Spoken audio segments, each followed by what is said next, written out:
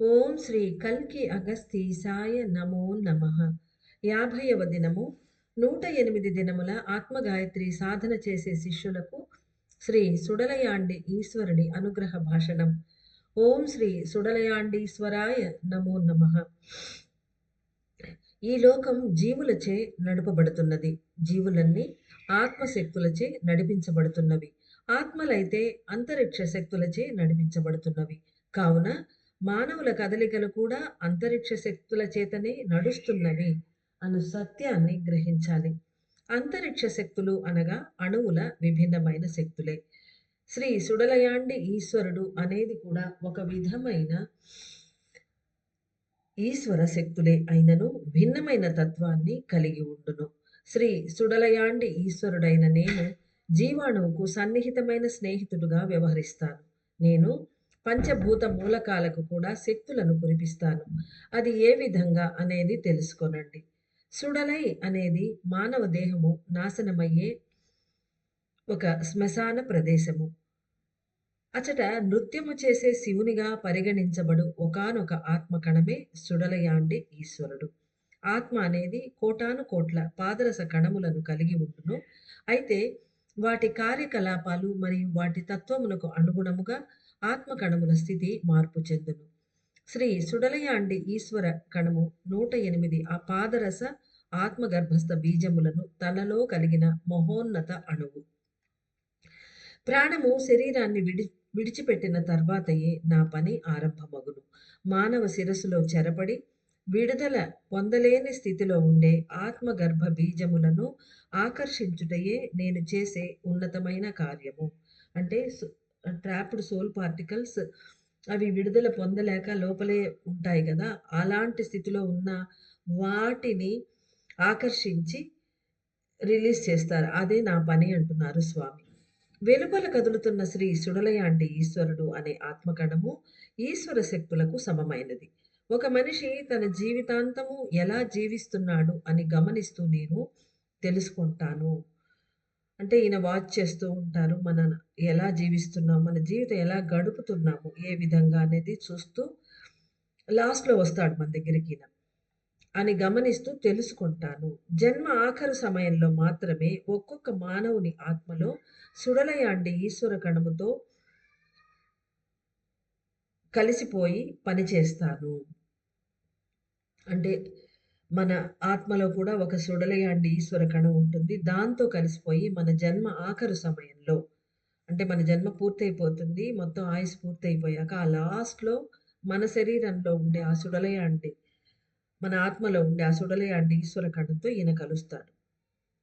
ప్రతి ఒక్క మానవుని ఆత్మలో కూడా 108 గర్భస్థ బీజ కణములు ఒకటిగా చేరి ఏర్పడే శ్రీ సుడలయాండి ఈశ్వర కణము అతని జన్మ యొక్క ఆఖరును మాత్రమే పనిచేయనారంభించును. అంటే సేమ్ ఈయన ఎట్లయితే శివుడిలో నుంచొచ్చి ఈయన మన మానవుల శరీరంలో ఆఖరులో వస్తాడో, మన శరీరంలో కూడా తలలో ఆ సుడలయాండి ఈశ్వర కణము మన జన్మ ఆఖరు సమయంలో మాత్రమే అది స్టార్ట్ చేస్తుంది పనిచేయటం. అప్పుడే ఈయనొచ్చి కలవడం, ఆ 2 కలిసిపోయి ఒకటిగా పనిచేయడం స్టార్ట్ చేస్తారు. ఈ కణము ఏ ఒక మనిషి శిరస్సులోనూ చెరబడుటకో, విడిపడుటకో సాధ్యము కాదు. కావున నా కదలిక అనేది భిన్నమైన రీతిలో ఉండును. ఆత్మలింగ పూజలను నిర్వర్తించిన మానవులకు, శ్రీచక్ర ధ్యాన సాధనలను చేపట్టి ఉన్న మానవులకు నేను ఒక సత్యాన్ని తెలియజేస్తున్నాను. శ్రీ కాలభైరవుని అనుగ్రహ ఆశీస్సుల వలన నేను లైట్ బ్రిడ్జ్ నుండి ఆకర్షించబడి మీ శిరస్సులో కలిపివేయబడ్డాను. మీ శిరస్సులో బంధించబడి ఉన్న ఆత్మగర్భ బీజకణములను చూసి తెలుసుకున్న తర్వాత మీ నుండి విడిపడి మీ కపాలమును దాటి నిలిచి ఉన్నాను. ఈ సమయంలో కూడా నేను కరిగి కలిసిపోవుటకు ప్రయత్నించట్లేదు. నా శక్తులను కాంతి రూపముగా మార్చివేసి అనుగ్రహిస్తూ ఉన్నాను. బంధించబడి ఉన్న గర్భస్థ బీజములను విడిపించుటయే నా పని అని తెలుసుకోండి. అయితే నేనిప్పుడైతే కరిగిపోవట్లేదు. అక్కడ బయటకొచ్చి అక్కడి నుంచి నేను కపాలాన్ని దాటి అక్కడ ఉంటాను. అక్కడి నుంచి నేను శక్తుల్ని కాంతి రూపంలో మార్చి మనకు ఇస్తూ ఉన్నాను అని చెప్తున్నారాయన. 108 పాదరస కణములు కలిగి ఉన్న నా అణువు వీర్యవంతమైన శక్తులను కురిపించగలదు. ఈ సమయంలో మీ శిరస్సులలో పలు విధములైన ఆశల కారణంగా చెరపడి ఉన్న ఆత్మగర్భస్థ బీజ కణములను నేను అతి త్వరలోనే విడిపించగలను.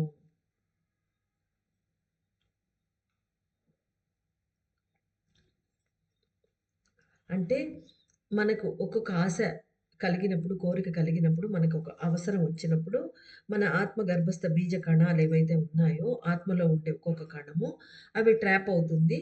మన కోరిక తీరిపోగానే అవి రిలీజ్ అవుతాయి. ఇది మనకు తెలిసిన విషయమే. అలా ఉండే కణాలను నేను త్వరలోనే విడిపిస్తాను అంటున్నారాయన. ఇప్పుడు ఇంకొచ్చాడు గదా! పని చేస్తాడాయన. నా ఉనికిని, నా కదలికలను సులభముగా మీరు తెలుసుకొనగలరు. ఎందుకంటే పలు విధములైన మీ కోరికలు అతి త్వరలోనే నెరవేరును. ఎలా అంటే, మీ కపాలమును స్పృశించి లైట్ బ్రిడ్జిపై నిలిచి నేను అచ్చట నుంచి పనిచేస్తాను. చెరపడి ఉన్న ఆత్మగర్భ బీజములు నా శక్తులచే ఆకర్షించబడును. అంటే ఆయన శక్తులచే ఇవి ఆకర్షించబడతాయి అంటే రిలీజ్ అయిపోతాయి. రిలీజ్ అవ్వడం అంటే మన కోరికలు పూర్తి అయినట్లే అని మనం అర్థం చేసుకోవాలి. ఈ సమయంలో పలు శివాంశలైన ఆత్మగర్భ బీజ కణములు అన్నీ దేవతల సంక్షేపణ వలన శిరస్సులో విస్తరిస్తూ కదలనారంభించి ఉన్నవి. అది రోజు చెప్తున్నారు. రోజు వస్తున్న ఆత్మగర్భ బీజ కణములు యాగం వల్ల ఒకటొకటి రిలీజ్ అవుతున్నాయి. వాటి గురించి చెప్తున్నారు. దేవతల సంక్షేపణ వలన శిరస్సులో విస్తరిస్తూ కదలనారంభించి ఉన్నవి పలు శివాంశలు. విడిపడిన స్థితిలో కదిలే ఆత్మగర్భ కణములను నేను ఆకర్షించలేను. అలా ఇవి లోపల నుంచి యాగం ద్వారా ఈ అమ్మలందరూ సంక్షేపిస్తున్నారు. వాళ్ళ వేడి తీసుకొని రిలీజ్ అవుతున్న ఆ కణాలన్నీ పని చేస్తూ ఉన్నాయి.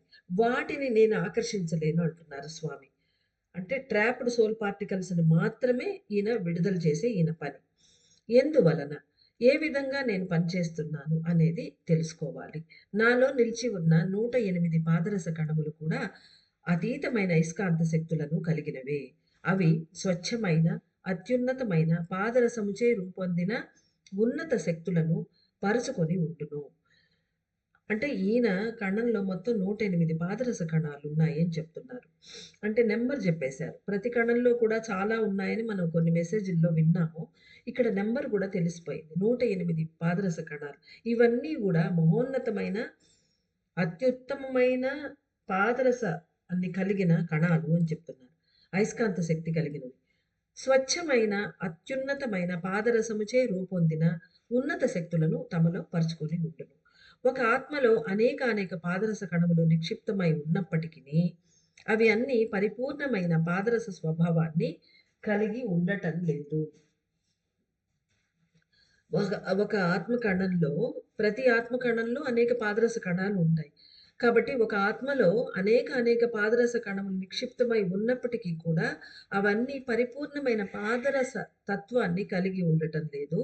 ఇతర శక్తుల మిశ్రమముచే అంటే కొంచెం అడల్ట్రేషన్ అయి ఉన్నది దాంట్లో. మిశ్రమముచే ఏర్పడు అణు కణములు కొంచెం ఘనీభవించిన స్థితిలో ఉండియే పనిచేయును. అంటే కొంత పూర్తిగా కరిగిన స్థితిలో కాకుండా కొంచెం సాలిడ్ స్టేట్‌లో ఉండి అవి పనిచేస్తున్నాయి. ఇప్పుడు రిలీజ్ అవుతున్నవి కూడా. ఇతరవి అన్నిటిని గురించి చెప్తున్నారాయన. అలా పనిచేస్తాయి. నేను కరిగిన పాదరసముగానే ఎల్లప్పుడూ నిలిచి ఉంటాను. ఒకే విధమైన సారూప్య తత్వము కలిగిన తరళమైన, కరిగిన 108 పాదరస గర్భస్థ బీజములు ఒకటిగా కలిసి ఏర్పడిన ఒక మహోన్నత అణువే సుడలయాండి ఈశ్వర బీజగణము. అంటే సారూప్యం ఒకే రకమైన రూపము, ఒకే తత్వము కలిగి తరళమైన అంటే పారదర్శకమైన అలాంటి 108 పాదరస గర్భస్థ బీజములు ఒకటిగా కలిసి ఏర్పడినప్పుడు ఒక మహోన్నత అణువు ఏర్పడుతుంది. దాన్నే సుడలయాండి ఈశ్వర బీజం అంటారు అంటున్నారు స్వామి. కరిగిన స్వచ్ఛమైన పాదరసం అయి ఉన్నందున నా కదలికలు పూర్తిగా భిన్నముగా ఉండును. ఇది ప్యూర్ పాదరస మర్క్యూరీతో తయారైనది కాబట్టి ఈయన పని కొంచెం వేరేగా ఉంటుంది. ప్రతి ఒక్క ఆత్మ గర్భకణములు ఈ సమయంలో కరిగి పనిచేయుటకు ప్రయత్నిస్తున్నవి. మీ శిరస్సులో కరిగి పనిచేయుచున్న ప్రతి ఒక్క ఆత్మ గర్భకణము పాదరస తత్వమునే వ్యక్తపరుస్తున్నవి. ఇది మనం ప్రతిరోజు వింటున్నాము. అవన్నీ నేను కరిగి మీ రక్తంలో కలుస్తాను. నా పాదరస శక్తుల్నిస్తాను అని ప్రతి అంశ చెప్తోంది శివాంశ. ప్రతి ఆత్మ గర్భ బీజకణము. అయితే పాదరసముతో పాటుగా వాటిలో తామ్రము, స్వర్ణము, వెండి మొదలైన ఇతర ఖనిజములు కూడా కొంచెం కలిసి కనిపించును. అంటే వాటిట్లో కొంత వేరేవి మిశ్రమం ఉన్నాదనమాట. కేవలము నా శక్తులు మాత్రమే శుద్ధ పాదరస శక్తులుగా ఉండును. సుడలయాండి కణము మాత్రమే లోపల ఎటువంటి కరిగిన పదార్థాలు లేక శుద్ధ పాదరస శక్తులనే కలిగి ఉండును. ఈ సమయంలో మీ శిరస్సులో నేను కలిసిన తర్వాత వెలికి వచ్చి కపాల అగ్రభాగమునకు చేరి అచట నిలిచి ఉంటాను. అంటే మొదట్లో ఈయన శిరస్సులో కలుస్తాడు. అక్కడ కొంత పని అంతా చేసుకొని, ఆ తర్వాత మళ్ళీ వెలికి వచ్చి కపాలం దాటి ఆ పైన నిలిచి ఉంటాడట. ఇప్పటి నుండి నేను చేయబోయే పని అనేది మహత్తరమైనది. చెరపడిన ఆత్మగర్భ బీజములను విడిపించుటతో పాటుగా సంక్షేపణ చెందే ప్రాణమునకు కూడా ఆ పనిలో సహాయపడతాను. దేవతల సంక్షేపణ అనేది జరిగే ఈ సమయంలో ప్రాణము సులభముగా సంక్షేపించుటకై నేను సహాయపడగలను. నా తత్వం అనేది అత్యంత తీవ్రమైన ఆకర్షణ శక్తి కలిగినది. ఈ సమయంలో నేను మీకు సన్నిహితంగా ఉండి పనిచేస్తూ ఉన్నాను. అంటే మామూలుగా అయితే ఈయన మరణ సమయంలో అంటే మన జీవితం ఆఖరి దశలో వస్తారు. కానీ ఇప్పుడు దగ్గరకొచ్చున్నారు. సన్నిహితంగా ఉండి పనిచేస్తూ ఉన్నాను. అందువలన మీ తత్వాన్ని మార్చి అమరుస్తాను. అంటే ఇప్పుడు మన స్వభావం ఏదైతే ఉందో ఆ లక్షణాన్ని ఆయన మార్చి అరేంజ్ చేస్తాను అంటున్నారు. దేహము నుండి ప్రాణము నిష్క్రమించి మరణం పొందిన తర్వాతయే నా పనులన్నీ వ్యక్తమగును.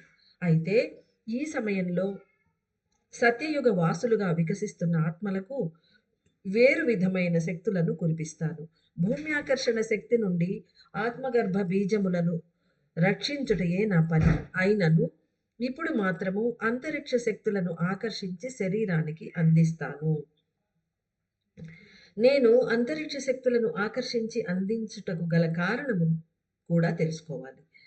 అంటే ఎందుకు ఈయన ఈ పని చేస్తున్నారు అనేది. సత్యయుగ వాసులుగా వికసిస్తూ ఉన్నతమైన కార్యములను చేపట్టి మీరు ఉన్న కారణాన మీకు అతీతమైన అంతరిక్ష శక్తులను అనుగ్రహించమని నన్ను శ్రీ మహాకాళేశ్వరుడు ఆజ్ఞాపించి ఉన్నారు. ఆ కారణం అన్నమాట. అందువల్ల మహాకాళేశ్వరుడు ఆజ్ఞతోటి ఈయన ఆ పని చేస్తున్నారు. కరుణ వాకిలి తెరుచుకొనుటకు, ఉన్నతమైన పనులను చేపట్టుటకు, సత్యయుగ వాసులకు నేను సంపూర్ణ శక్తులను ప్రసాదిస్తాను. మహా కదలికలు వికసించుటకును, అన్ని ఆత్మలు ఆకాశము వైపు ప్రయాణించుటకును, మహామహిమాన్విత శక్తిమండల గోపురముల నుండి శక్తులను ఆకర్షించి పొంది అనుగ్రహిస్తాను. నా కదలికలను అర్థం చేసుకొనుటకు ప్రయత్నించాలి. అంటే ఈయన ఆకాశం నుంచి శక్తులను ఇస్తాను అంటే, ఈ మహామహిమాన్విత శక్తి మండల గోపురాల నుంచి శక్తులను తీసుకొని మనకిస్తారట ఇప్పుడు. ఎందుకంటే సత్యయుగ వాసులుగా ఉన్నందువలన, పనులు చేస్తున్నందువలన. ప్రతి ఒక్క ఆశ, కోరిక, నా కదలికలను అర్థం చేసుకొనుటకు ప్రయత్నించాలి. ప్రతి ఒక్క ఆశ, కోరిక, అవసరాలు వాటికి వ్యతిరేకంగా మారిపోవుటను తెలుసుకొనగలరు. అంటే మనలో ఉండే ప్రతి కోరిక, అవసరాలు అవన్నీ కూడా వాటికి ఆపోజిట్‌గా మారిపోతాయట. అది ఎలా అనేది చెప్తున్నారు. ఉదాహరణకు ఒక ఇంటిని నిర్మించుకొని దానిని వస్తువులతో నింపాలి అని కోరిక ఏర్పడినప్పుడు అది మారిపోవుటను గమనించగలరు. అంటే మనకొక కోరిక పుడుతుంది. ఒక ఇల్లును కట్టుకోవాలి. ఆ ఇల్లంతా మంచి మంచి వస్తువులతో వసతిగా మనం ఉండాలి నింపుకొని అని మనకొక కోరిక ఏర్పడుతుంది అనుకుంటే, ఆ కోరిక మారిపోతుందట. ఎలా అంటే భగవంతుని ఇంటిలో శరణాగతి పొందాలి అనే ఆలోచన ఏర్పడను. అంటే మనకొక వైరాగ్య స్థితి అనేది వస్తుంది. అందువల్ల ఆ కోరికనేది లేకోకుండా పోతుంది. పైన ఆయనేం జెప్పారు, మన కోరికలన్నీ తీరిపోతాయని చెప్పారు. ఇప్పుడు ఇది చెప్తున్నారనమాట. మీ ప్రతి చర్య కూడా దైవ సంబంధిత కర్మగానే మారిపోవును. అంటే మనం ఏది చేసినా అది దైవానికి రిలేటెడ్‌గా మంచి పనిగానే ఉంటుంది. ఇంతకాలం వరకు గడిపిన జీవితము అనేది మారిపోవును. అంటే ఇన్ని రోజులుగా మనం జీవిస్తున్న మన జీవితం వేరుగా ఉంటుంది. ఇకపై మనం జీవించే జీవితం వేరుగా ఉంటుంది. 5 సంవత్సరముల కాల వ్యవధిలో మీరందరూ సంపూర్ణంగా సత్యయుగ వాసులుగా మారిపోతారు. టైమ్ లిమిట్ కూడా ఇచ్చేశారు స్వామి. 5 సంవత్సరాల కాలంలో మనం పూర్తిగా ఇకపై మనలో కలియుగ ప్రభావం అంటే ఆ స్వార్థ చింతన, మనకు మనమే అన్నీ అరేంజ్ చేసుకోవడాలు ఇవన్నీ ఉండకుండా పూర్తిగా ప్రేమ, కరుణ ఇలాంటి శక్తులతో మనం పనిచేస్తూ అందరి కోసం మనం బతుకుతూ అంటే శాంత చిత్తులుగా, ప్రేమమూర్తులుగా అలా మనం బతుకుతూ ఉంటామనమాట ఇకపై. 5 సంవత్సరముల కాల వ్యవధిలో మీరందరూ సంపూర్ణముగా సత్యయుగ వాసులుగా మారిపోతారు. ప్రేమ పరిపూర్ణంగా వికసించి మీ శిరస్సులలో కరుణ అనే మహాశక్తులు వర్షించసాగును. కరిగిన శివాంశల కదలిక అనేది అంటే రోజు వస్తున్న ఆ శివాంశలు అనేది శరీరము, ప్రాణము, ఆత్మ ఈ మూడింటిని ఒకే సమాంతర రేఖలో కలిపివేయును. అంటే ఒక అలైన్‌మెంట్ అనేది మన శరీరము, ప్రాణ, ఆత్మ ఇప్పటి వరకు శరీరము ఏది కోరుకుంటుందో, శరీరంలో ఉండే మనసు, బుద్ధి వాటిని ప్రాణం నెరవేరుస్తూ అదొక దిక్కులో, మన పంచేంద్రియాలు ఒక దిక్కులో, ఆత్మ ఒక దిక్కులో ఇలా ఉన్నాం మనం. కాబట్టి ఆత్మ దగ్గరికి మనం వెళ్ళలే. ఇప్పుడు ఆత్మశక్తులతోనే మనం నడవబోతాం కాబట్టి శరీరము, ప్రాణము, ఆత్మ అంటే ఈ కరిగిన శివాంశల కదలిక ద్వారా కదలిక అంటే అవి చేసే పని. మన రక్తంలో కలిసిపోవడం. ఆ ద్వారా మన స్వభావాలను మార్చడం. ఇలా ఒక్కొక్క శివాంశ చేసే పనుల వలన ఈ 3 అలైన్‌మెంట్‌లో వస్తాయి అని చెప్తున్నారు. ప్రతి ఒక్కరి కదలికలు మారిపోవును. ఈ మార్పులన్నీ జరిగిపోయిన తర్వాతయే పూర్తిగా గ్రహించుటకు వీలగును. అంటే ఈ మార్పులన్నీ జరిగిపోయిన తర్వాత మాత్రమే ఇలా మార్పులు జరిగాయని మనం రికగ్నైజ్ చెయ్యగలం అంటున్నారు స్వామి. అంతవరకు మనకు తెలీదు. మెల్లిమెల్లిగా మనలో మార్పులొస్తే మనం నోటీస్ చేయలేం. మన పరుగుల్లో మనం ఉంటాం గాబట్టి మనం పెద్దగా నోటీస్ చేయలేం.